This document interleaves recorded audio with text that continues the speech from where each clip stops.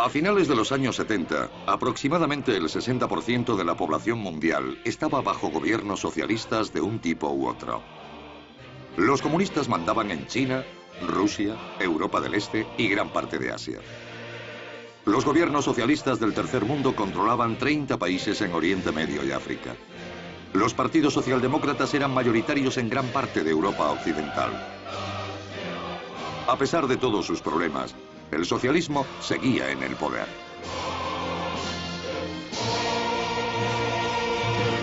Entonces, inesperadamente, el péndulo empezó a oscilar.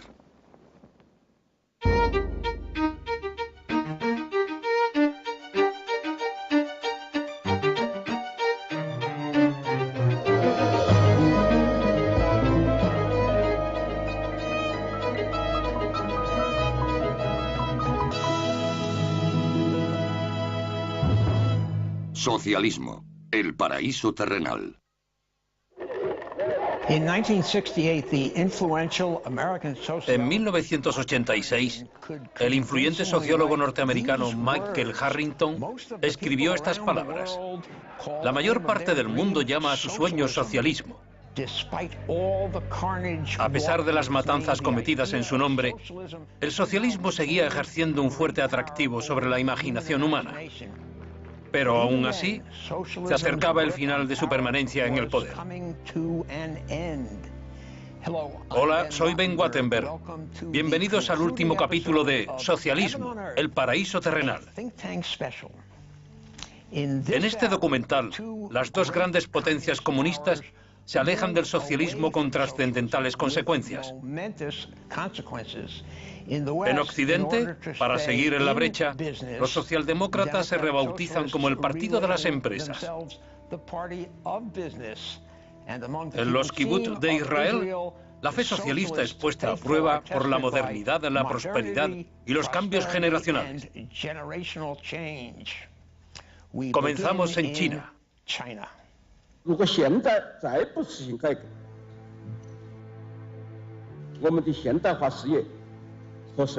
En diciembre de 1978, el Partido Comunista Chino se entregaba a la visión de un nuevo líder, Deng Xiaoping.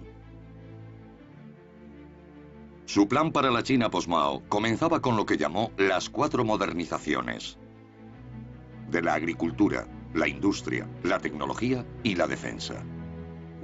La diferencia con Deng Xiaoping es que él no era ideológico. No creía que pudiera introducir una utopía de la noche a la mañana, como pensó Mao. Se dio cuenta de que para llevar cambios a China había que hacer profundas reformas económicas. Al mundo socialdemócrata también le esperaban cambios. En la primavera siguiente, Margaret Thatcher se convertía en la primera mujer en el cargo de primer ministro de Gran Bretaña. El punto clave de su campaña, la promesa de invertir el legado de Clement Attlee. Comenzó privatizando muchas de las industrias nacionalizadas. La elección de la señora Thatcher en 1979 fue un símbolo de los primeros triunfos de la revolución capitalista. Un año después, Ronald Reagan llegó a la Casa Blanca. Poco después de aquello, los regímenes socialistas de Francia y España dieron un giro a la derecha. Aunque sería excesivo ver la elección de Margaret Thatcher como el principio del fin, fue un primer aldabonazo de lo que estaba por venir. What I'm describing now is a plan and a hope for the long term. The march of freedom and democracy, which will leave Marxism, Leninism on the ash heap of history as it has left other tyrannies which stifle the freedom and muzzle the self-expression of the people. La ascensión al poder de Ronald Reagan ocurrió al mismo tiempo que un giro a la derecha en otras sociedades. Todas tenían en común la visión de que no había que dar por sentado el poder soviético. El aparentemente inquebrantable edificio de la URSS y sus dominios en Europa del Este. Su supervivencia no era algo dado. ¿Por qué asumir que iban a ser siempre nuestros rivales? ¿Por qué no intentar ofrecerles algo? Mientras Reagan asumía el cargo, en el Imperio Soviético empezaba a haber signos de tensión. En el verano de 1980, los obreros polacos desafiaron al gobierno comunista, yendo a la huelga en los astilleros Lenin de Gdansk. La huelga se convirtió en un sindicato independiente comprometido con la democracia. Solidaridad. Pronto contaría entre sus miembros con 1 de cada 4 polacos. La llegada de Solidaridad fue uno de los factores más importantes que contribuyó al colapso del comunismo. El hecho de que existiera un sindicato independiente en un estado obrero en el que los trabajadores eran supuestamente felices demostraba que no eran tan felices y que el cambio era posible. Sin duda, fue una gran inspiración para los movimientos disidentes del bloque. Mientras tanto, el Kremlin se enfrentaba a una crisis de liderazgo. En marzo de 1985, los jerarcas soviéticos se congregaban en la Plaza Roja para el funeral de Konstantin Chernenko, el tercer líder soviético en morir en el cargo en los últimos 2 años. La elección del sucesor fue fatídica. Puede que Mikhail Gorbachev fuera el último defensor de los ideales de la revolución. Pero su intento de recuperar el verdadero socialismo de la burocracia comunista sacudiría los cimientos de la Unión Soviética.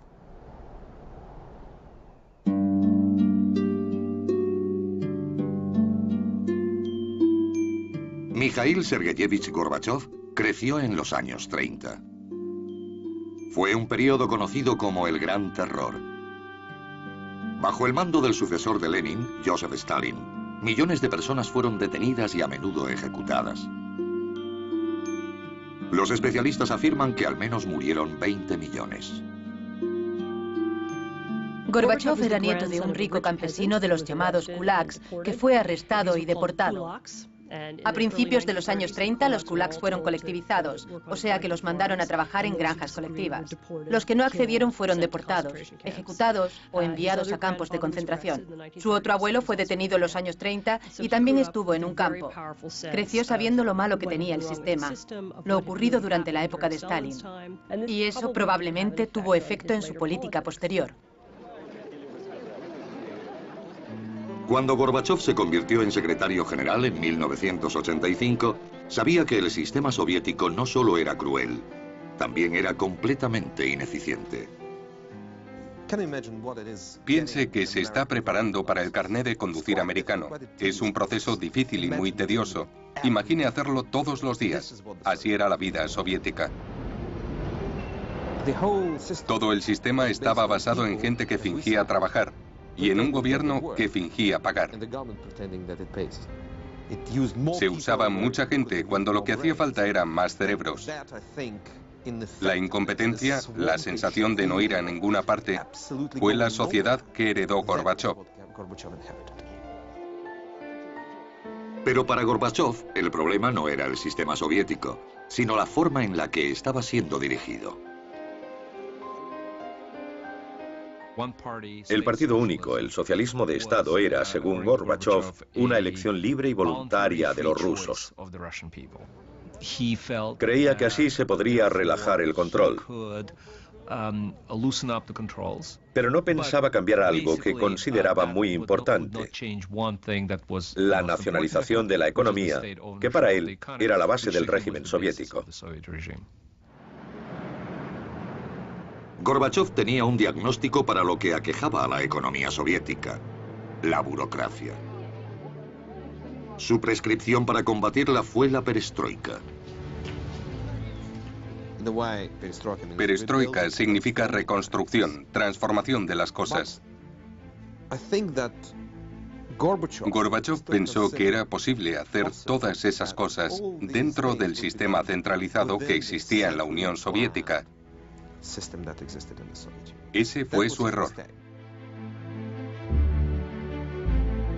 Gorbachev se dispuso a reducir el papeleo. Pero todo el sistema estaba hecho de burocracia. A pesar de los esfuerzos, parecía correr sin avanzar.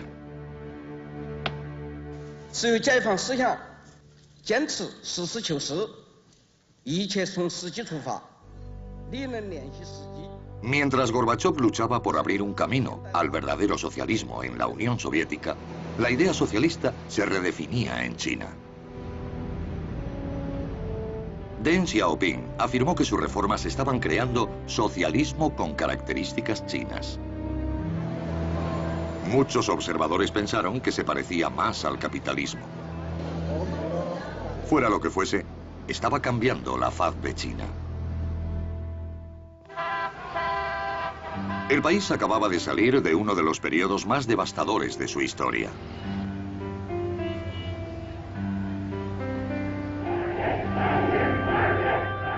Después del fracaso del gran salto adelante, Mao Zedong lanzó la gran revolución cultural proletaria. El objetivo era limpiar el país del capitalismo y la influencia burguesa. Pero la nueva revolución de Mao perdió pronto el control. En la siguiente década, 100 millones de ciudadanos chinos fueron perseguidos, incluidos dirigentes del Partido Comunista.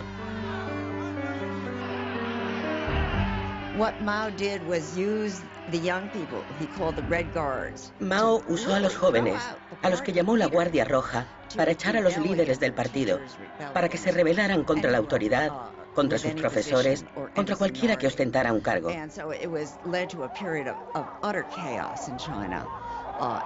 Eso desembocó en un periodo de caos económico y político. Ese caos desmoralizó a la población. La alejó no solo de Mao, sino de cualquier fe en que el marxismo, el leninismo o cualquier ideología utópica fuera a resolver sus problemas.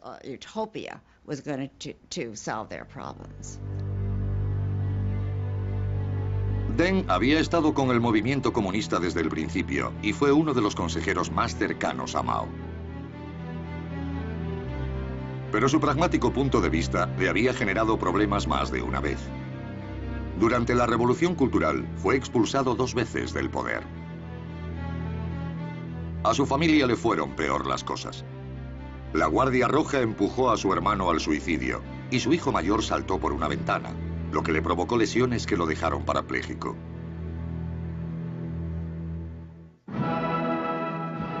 Pero la suerte de Deng estaba a punto de cambiar. La muerte de Mao en 1976 dio lugar a una feroz lucha por el poder que terminó ganando Deng. Cuando murió Mao, Deng era el líder de mayor rango que quedaba. Varios murieron durante la Revolución Cultural. Regresó al poder con algunos de sus viejos camaradas comunistas que lo apoyaron y que estaban desilusionados con la política maoísta. Estaban abiertos a todo. No sabían lo que querían hacer. De hecho, el eslogan que usaron fue: "Tenemos que sentir las piedras mientras cruzamos el río para llegar al otro lado". En 1978, 18 familias de la provincia china de Anhui hacían un pacto secreto. Dividían su granja colectiva en parcelas individuales. Trabajarían de forma independiente y cada familia podría quedarse con los beneficios que obtuviera. Si alguno era detenido, los otros prometían encargarse de los hijos. Cuando Deng se enteró por uno de sus colegas, gobernador de la provincia de Anhui, dijo: "No los detengáis, veamos cómo funciona". Y cuando este gobernador informó de que los ingresos estaban aumentando y las cosechas se habían duplicado, Deng dijo: "Ese es el camino a seguir". A principios de los 80, inició esa misma política en todo el país. Las comunas fueron descolectivizadas. Deng Xiaoping tenía un dicho que enfurecía a Mao: "No importa si el gato es blanco o negro, mientras caza ratones".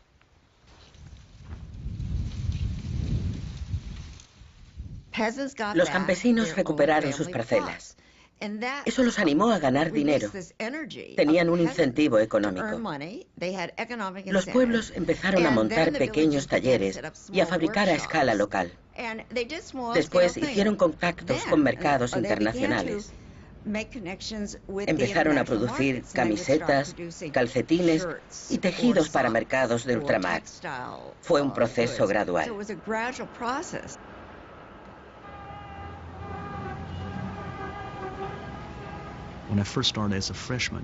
En mi primer año en la universidad en 1978, las comidas no tenían suficiente carne. En mi segundo año, las cosas empezaron a cambiar espectacularmente. Había comida en abundancia, gran variedad de verduras y carne. Se estaba desarrollando un cambio espectacular y todos sabíamos que era debido a la reforma.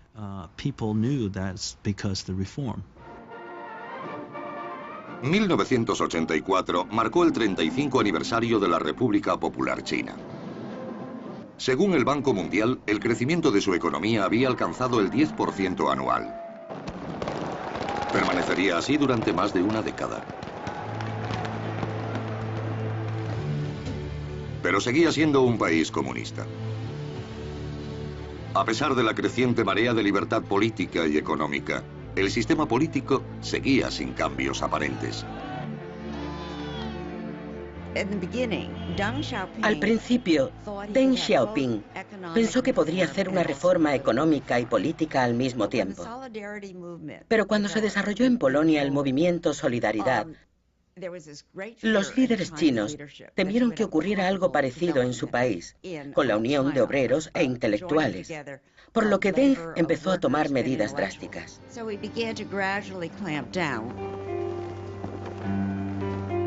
El 15 de mayo de 1989, el secretario general soviético Mikhail Gorbachev subía a un avión con destino a Pekín. Su histórica visita acabaría con una amarga lucha de 30 años por el liderazgo del mundo comunista. Se organizó una ceremonia de bienvenida en el Gran Salón del Pueblo de Pekín. Pero hubo un problema. De repente llegó un mensaje al avión para Gorbachev que decía: hemos cambiado los planes. Cuando aterrice, vamos a celebrar una ceremonia alternativa. No vamos a ir al Gran Salón del Pueblo porque está en la plaza de Tiananmen y se encuentra llena de manifestantes que exigen el fin de la política comunista en China.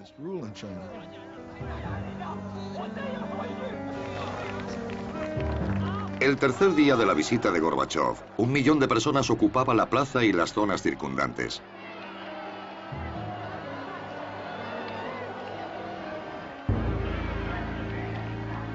Cuando se marchó el líder soviético, Deng ordenó a sus tropas desalojar la plaza.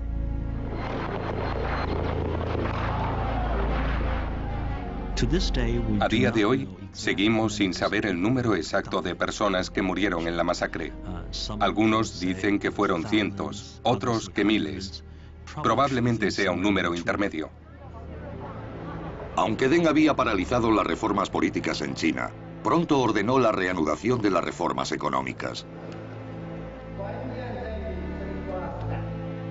En 1993, el Congreso Nacional del Pueblo incorporó a la Constitución la expresión «economía socialista de mercado». Pero el Partido Comunista seguía ostentando el poder. Deng es una figura compleja.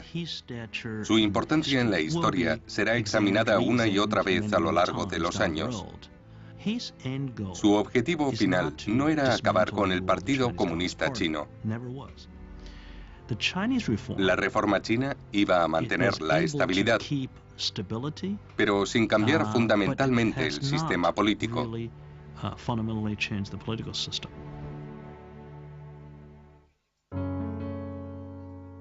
Deng y Gorbachev fueron dos reformadores radicales decididos a rescatar el socialismo. Pero tomaron caminos diferentes.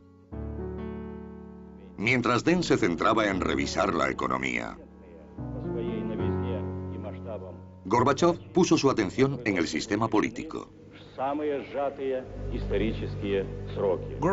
En 1987, Gorbachev se enfrentó a una decisión. Había llegado a un punto en el que o bien retrocedía al neoestalinismo de la era Brezhnev y rezaba porque hubiera suficiente estabilidad política para acabar su mandato, o radicalizaba su enfoque.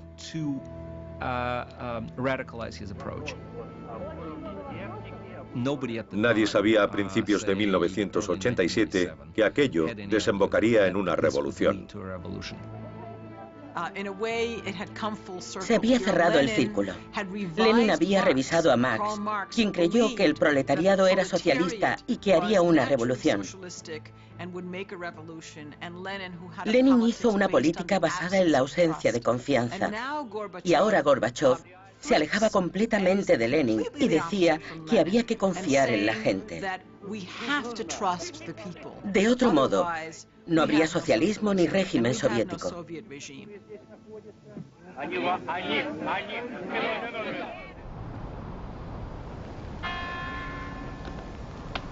Gorbachov hablaba a menudo de glasnost, palabra que significa apertura. El pueblo soviético era ahora libre de hablar sobre temas prohibidos desde hacía tiempo.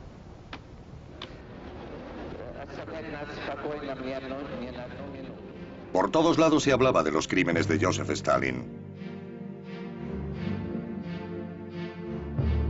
Pero la glasnost no se detuvo ahí. Se deshicieron rápidamente del stalinismo. Volvieron a Lenin, un icono para Gorbachov, y empezaron a descubrir lo injusto, poco equitativo y estúpido que era el régimen en lo económico. Ya no había que culpar al estalinismo. Era el sistema entero. Una dictadura de partido único basada en la nacionalización total de la economía. La glasnost se convirtió en una cerilla lanzada a un charco de gasolina. Lo único que se necesitaba era tiempo para que ardiera. General Secretary Gorbachev, if you seek peace, if you seek prosperity for the Soviet Union and Eastern Europe, if you seek liberalization, come here to this gate. Mr. Gorbachev, open this gate. El cambio se aceleró por las presiones dentro y fuera del país. Mr. Gorbachev, tear down this wall.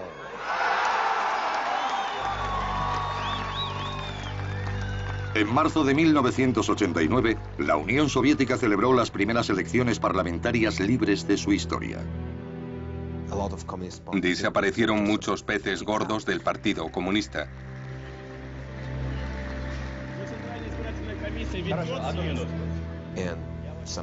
Jóvenes ingenieros, médicos, filósofos o periodistas se convirtieron en miembros del Parlamento.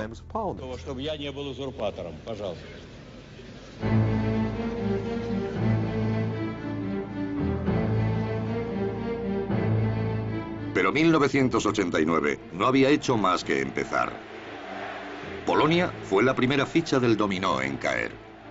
Solidaridad, el sindicato independiente, había logrado sobrevivir clandestinamente a lo largo de los años 80. Enfrentándose a un creciente descontento, los comunistas polacos finalmente cedieron a las exigencias de elecciones parlamentarias. Se celebraron elecciones libres, pero hubo truco. Ciertos escaños se suponían garantizados para el gobierno y la oposición no podía desaprobarlo. Debió ser la única vez en la historia que los candidatos se presentaron sin oposición y aún así perdieron. Los votantes tacharon los nombres de los comunistas de las papeletas. Solidaridad conseguía el 99% de los escaños del nuevo Senado. Mientras, Moscú permanecía en silencio. Los acontecimientos en Polonia tuvieron un gran efecto en la Unión Soviética. La gente no se creía que estuviéramos haciendo cosas diferentes, que nos estuviéramos oponiendo. Nadie se creía que eso estuviera ocurriendo en nuestro país.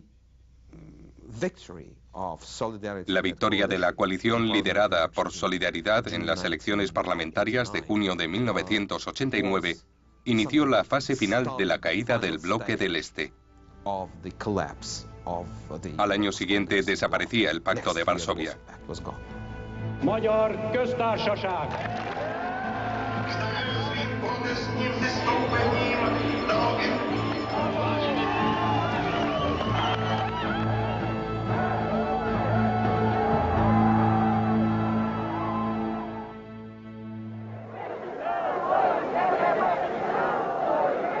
Muchas de las repúblicas soviéticas empezaron a reivindicar su independencia, mientras Gorbachov trataba de sentar las bases de una unión postsoviética de estados soberanos.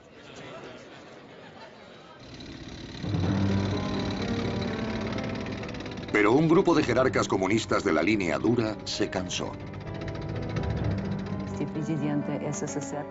En agosto de 1991 lanzó un golpe de Estado y puso a Gorbachov bajo arresto domiciliario. Tanques y tropas aparecieron en las calles de Moscú. En aquel momento, Konstantin Egert era reportero de prensa en la ciudad. Corrí a mi oficina en un periódico local. Teníamos la sensación de que habían vuelto. Sabíamos lo que teníamos que hacer. No iban a perdonar a nadie. Entonces ocurrió algo increíble. Cientos de miles de ciudadanos se lanzaron a la calle para resistir. Muchos de los soldados se unieron a ellos. No hubo estrépito, nadie rechistó. No ocurrió nada. El poderoso ejército, el KGB, la gente que había dominado el país durante 70 años, se ocultaba, huía. No había nadie que defendiera la ciudad, era un sistema sin defensas.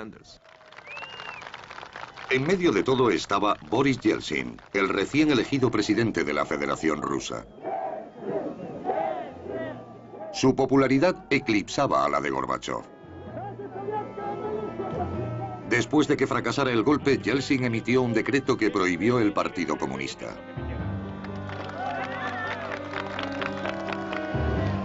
En los meses siguientes, las repúblicas rusas, una a una, aprobaron declarar su independencia.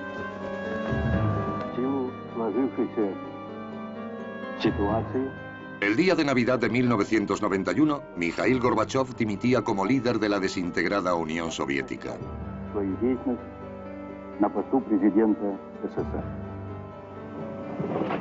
El otrora temido poder comunista ya no existía.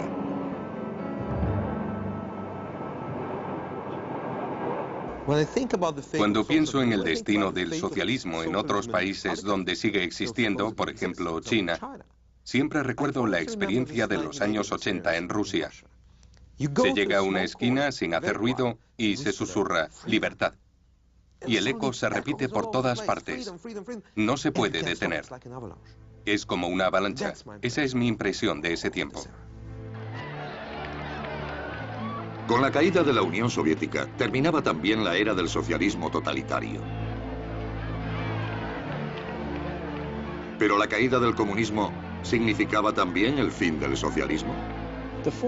La caída del comunismo a finales de los 80, celebrada entonces como una gran victoria de la derecha y del capitalismo, y como una derrota del socialismo, creo que para el socialismo de Occidente fue un gran momento liberador, porque quedaba libre de esa contaminación, de esa culpabilidad por asociación de ideas. Actuaría sin depender de nadie, y eso privó a la derecha de buena parte de su arsenal. Los partidos socialdemócratas resurgían en toda Europa. A finales de los 90 gobernaban 12 de los 15 estados de la Unión Europea. Pero muchos de estos partidos se parecían cada vez menos a los socialistas del pasado. I do hereby declare that Anthony Charles Linton Blair has been duly elected. El revisionista más valiente fue Tony Blair, en Gran Bretaña, que llevó a los laboristas a una victoria aplastante en 1997. El partido, tal como lo había recreado Blair, estaba muy alejado del de Attlee.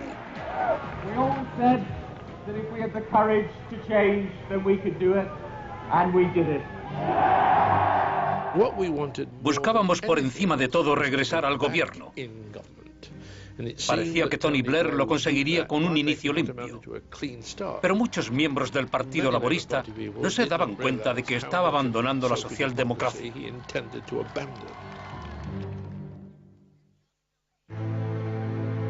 Tony Blair nació en Edimburgo, Escocia, y pasó la mayor parte de su infancia en el norte de Inglaterra. Su padre participó en política empezando como comunista y terminando como conservador. Líder de un grupo musical llamado The Ugly Rumors, Tony llegó a la política en sus últimos años de universidad. Era un rebelde, pero un rebelde prudente. También tenía una vertiente mucho más tranquila. Se había confirmado cristiano en la Universidad de Oxford. Tenía fe en la justicia social y en los valores de la política de izquierdas. Blair ganó su primer escaño parlamentario en 1983. Solo tenía 30 años. Pero se resistía a la marea nacional.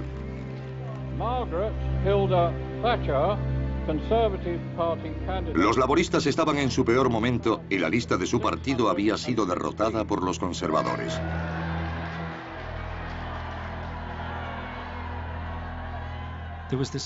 Se tenía la sensación de que se habían intentado todas las tradiciones que habían conformado el Partido Laborista, pero habían fracasado.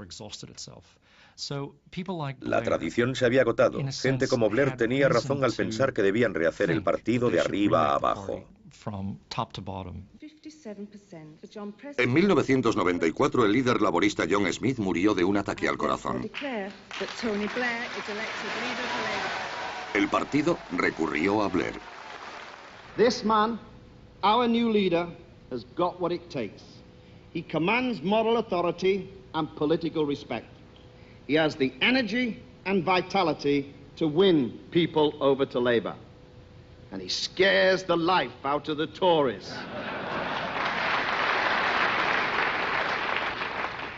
And me. Fue una época muy emocionante. Había una especie de cruzada ferviente y estaba rodeado de asesores importantes. Fue emocionante. Pero a veces resultaba preocupante su actitud con el partido. Esto se entendió mejor el día que Blair anunció ambiguamente en el Congreso del Partido Laborista que estaba preparado para embarcarse en la revisión de los estatutos, o como él lo llamó, nuestros objetivos y valores. Let us say what we mean and mean what we say. Stop saying what we don't mean and start saying what we do mean, what we stand by, what we stand for.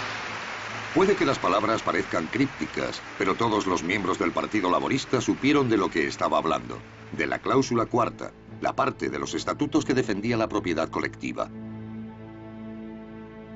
Blair quiso dejar claro a los votantes que el partido ya no creía en ese tipo de socialismo. It is not the socialism of Marx or state control. We are the party of the individual because we are the party of community. It is socialism. Pero la cláusula cuarta llevaba instaurada desde 1918 y muchos laboristas no querían renunciar a ella sin luchar. La cláusula cuarta era algo totémico, un icono. A la gente no le gusta que se anden cambiando las cosas. Es como intentar cambiar el libro de Salmos de la Iglesia de Inglaterra. Provocaría todo tipo de controversias. Al año siguiente, los delegados laboristas se reunieron en el Central Hall de Westminster, donde se había aprobado la cláusula cuarta 77 años antes, para votar el nuevo lenguaje de Blair. For the new clause 4, 65.23% against 34. El 65% estuvo a favor. Blair convenció al partido de que había que acabar con el lenguaje tradicional socialista de la cláusula cuarta, pero lo sustituyó por ambigüedades. Se puede leer una y otra vez sin saber a ciencia cierta lo que dice. Pero el significado de esa ambigüedad quedó claro en la práctica cuando Blair se presentó a primer ministro y llevó al Partido Laborista en una nueva dirección. La política por la que abogó en su campaña era cualquier cosa menos socialista. What do you think then the relationship should be between the trade union and the Labour government? Fairness, not favours. We're also putting forward proposals as to how we can involve the private sector as well as the public sector. It is a welfare to work budget. Tony Blair y el nuevo Partido Laborista consideraban fundamental dar la impresión de ser un partido seguro. El enfoque se reducía a unas cuantas cosas. Primero, distanciar al Partido Laborista de los sindicatos. Segundo, apelar a los votantes de clase media, que de otra manera votarían a los conservadores. Y finalmente hacer las paces con el mundo empresarial, con los mercados británicos y el capitalismo. Now know they've got a Labour Party that supports enterprise, that supports business. Se acercaban las elecciones generales de 1997 y la estrategia de Blair parecía funcionar.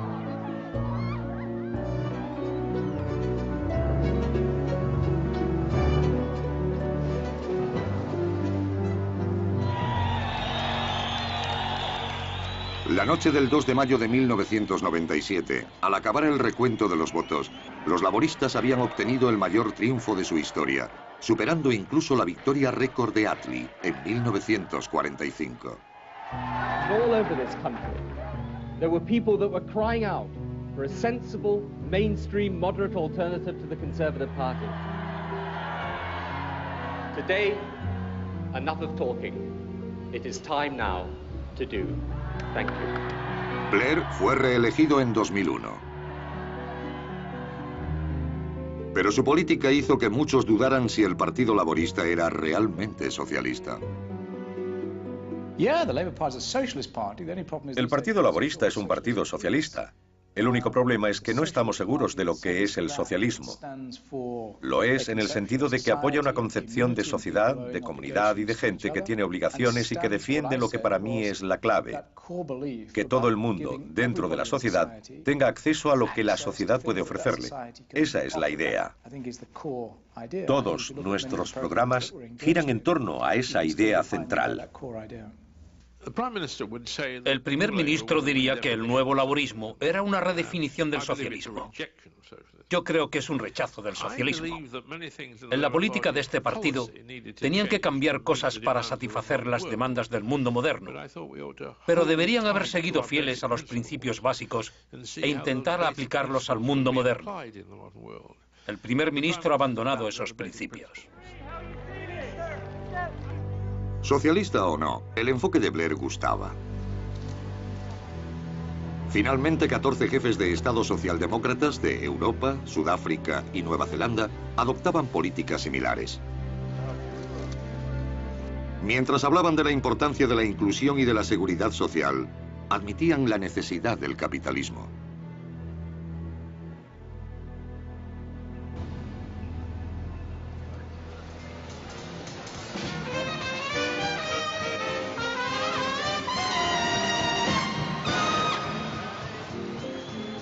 El triunfo de la libre empresa fue el tema central del primer baile anual capitalista de Bruselas.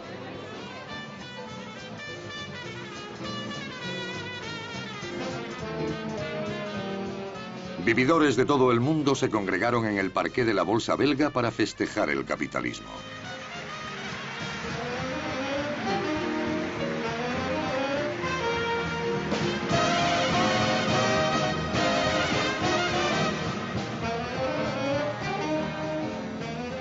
El día antes del baile, algunos se reunieron para ver el futuro del socialismo.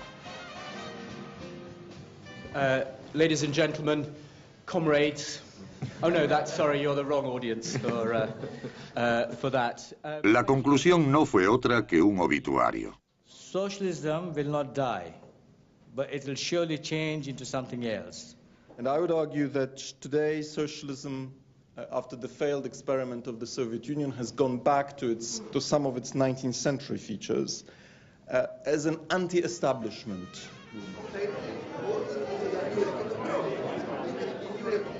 No creo que el socialismo haya muerto, porque no creo que lo haga nunca lo que impulsa a la gente a la izquierda: el deseo de controlar e interferir en las vidas de otras personas.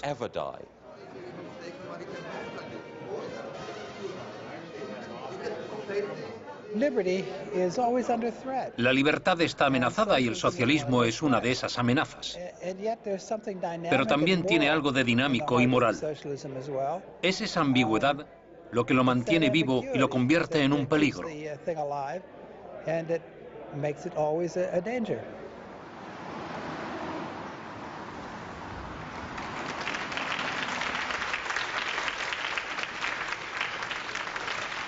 En la 21ª Conferencia Anual de Estudios Socialistas en Nueva York, prevaleció un punto de vista muy diferente. We think that the break of the Soviet Union and the fall of the wall affected all the left.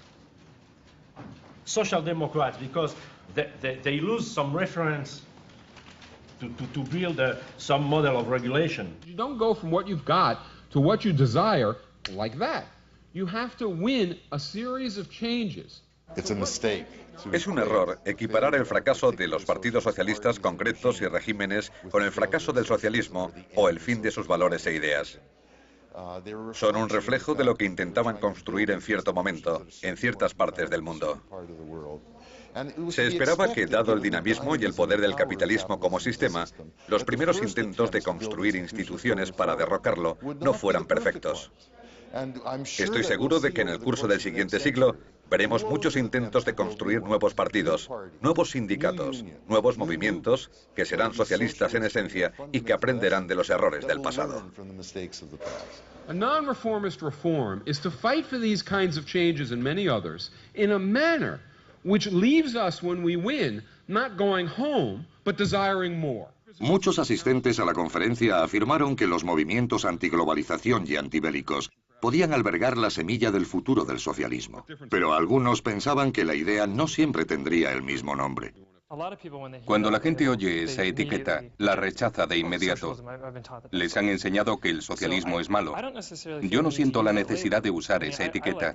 Me gusta el término democracia económica. Es un término fantástico, porque de esa forma la gente puede empezar a pensar en él.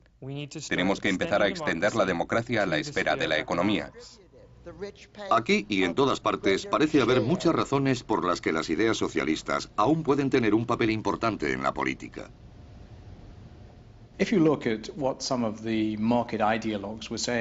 Cuando cayó el muro, los bailes de victoria de algunos ideólogos del mercado eran tan exagerados que me recordaban a los antiguos marxistas que creían haber descifrado el secreto de la historia. Pero no se descifra porque te tropiezas con nuevos problemas.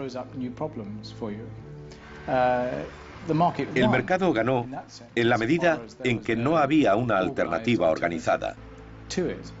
Pero no ganó en cuanto a que siguen teniendo que elegir entre una economía de mercado o una sociedad de mercado.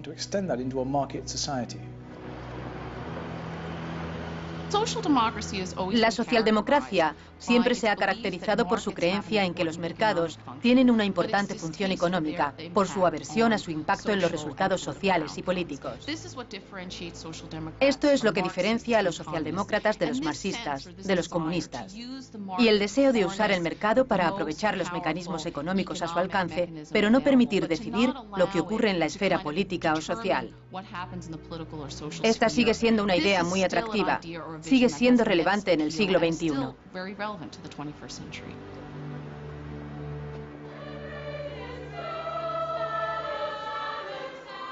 Comienza el nuevo siglo. Los partidos socialdemócratas gobiernan en casi toda Europa. Pero las políticas no ofrecen nada parecido a los sueños de sus antepasados socialistas.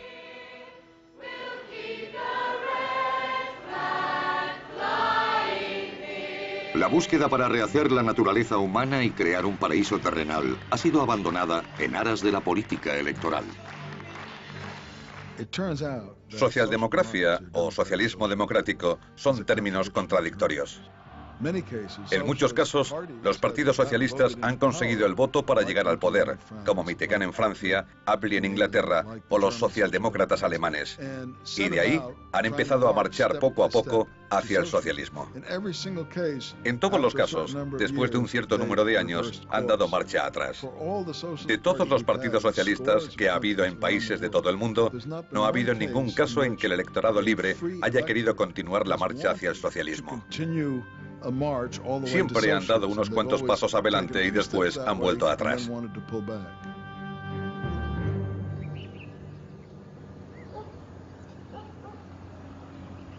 El socialismo que más avanzó democráticamente fue el de los kibbutz de Israel.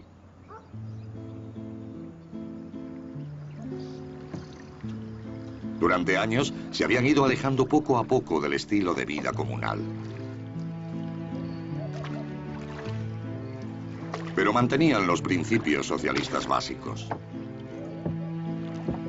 Los miembros contribuían con lo que podían y el kibutz satisfacía sus necesidades. Ahora comunidades como Ginosar han sufrido una transformación tan completa que muchos dudan si pueden seguir llamándose kibutz.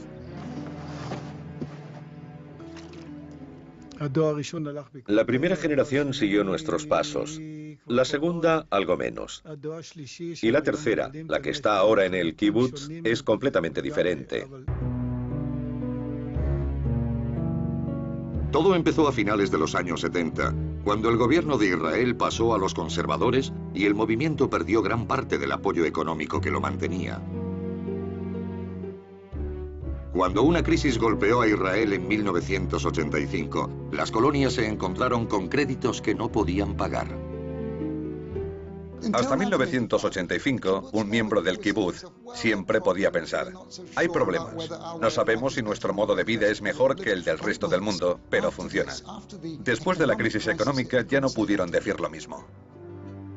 A finales de los 70 y principios de los 80, los primeros niños nacidos en los kibutz habían crecido y tenían hijos y nietos. Ahora ya no existía la tarea urgente de reconstruir una nación. Las generaciones jóvenes estaban desilusionadas con ese estilo de vida. El movimiento compartía con otros socialistas la idea de que la gente era producto de su socialización. Si se educaba a esa gente en un sistema de justicia plena, se podría crear un hombre nuevo. Una persona carente del individualismo egoísta que pensaría y viviría para el bienestar del grupo como un todo. Pero terminó siendo todo lo contrario. Los niños del kibutz se convirtieron en individuos inteligentes, con carácter, emprendedores, trabajadores y constructivos.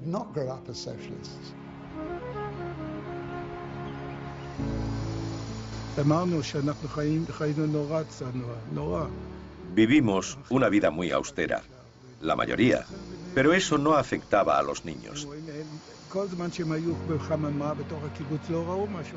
Mientras vivieron dentro de los límites del kibutz, no veían lo que ocurría afuera. Cuando vieron que fuera las cosas eran muy diferentes, empezaron a irse.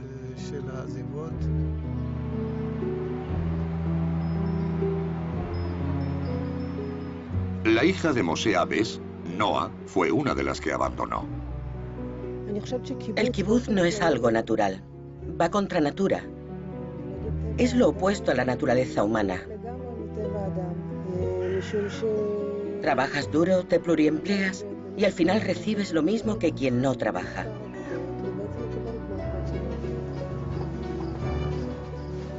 Para mantener a los buenos trabajadores, Ginosar y otros kibutz empezaron a pagar salarios, basándose no en las necesidades, sino en el valor de mercado. Empezaron a contratar mano de obra extranjera para los trabajos peor remunerados. Trajeron asesores del exterior que decidían el salario mensual del jardinero, el salario del profesor de escuela, de las cuidadoras del jardín de infancia. Todo el mundo tenía su salario. Ese fue el cambio crucial en el kibutz, cuando los miembros dejaron de recibir lo mismo.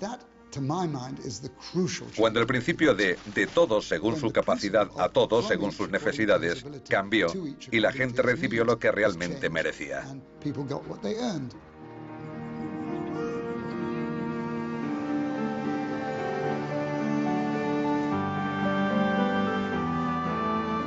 Hoy Ginosar se ha unido al resto del mundo y ha adoptado el capitalismo.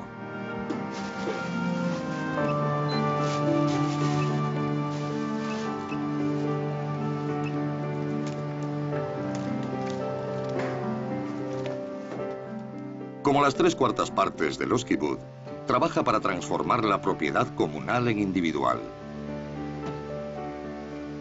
Los miembros se convertirán en propietarios. Si se quedan, será porque cambien las cosas. Si no, yo tampoco me quedaría.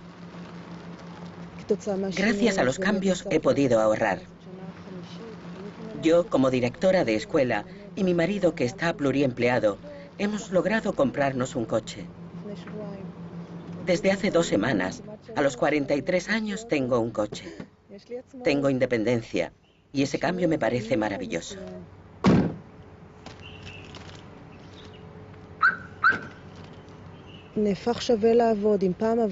Ahora merece la pena trabajar. En el pasado trabajamos por los valores, pero ahora hay valores nuevos. Todos somos seres humanos y el valor supremo es el dinero. Y la calidad de vida. Y la promesa a nuestros hijos de que recibirán algo. Todos estos cambios han hecho que muchos se pregunten si los kibutz se convertirán poco a poco en barrios con una herencia socialista.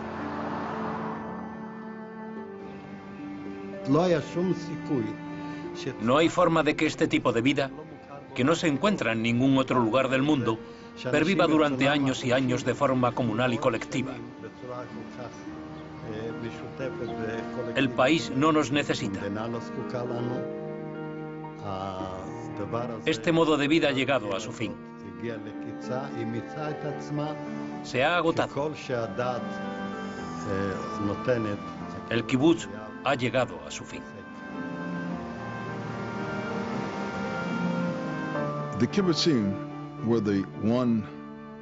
Los kibutz fueron los únicos lugares del planeta donde se puso en práctica el socialismo democrático puro, tal como lo imaginaron los grandes visionarios socialistas.